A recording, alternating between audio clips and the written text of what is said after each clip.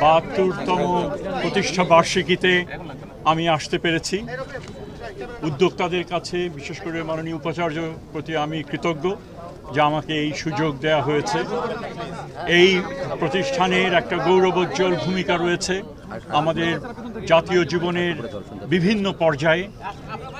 আজকে তাই এই জুলাইয়ের মাসে এই ধরনের একটা অনুষ্ঠানে আসতে পেরে, তরুণদের সামনে আসতে পেরে এবং বিশ্ববিদ্যালয়ে যারা অভিভাবক আছেন, শিক্ষক আছেন, কর্মকর্তা কর্মচারী যারা রয়েছেন তাদেরকে আমি আন্তরিক অভিনন্দন জানাচ্ছি।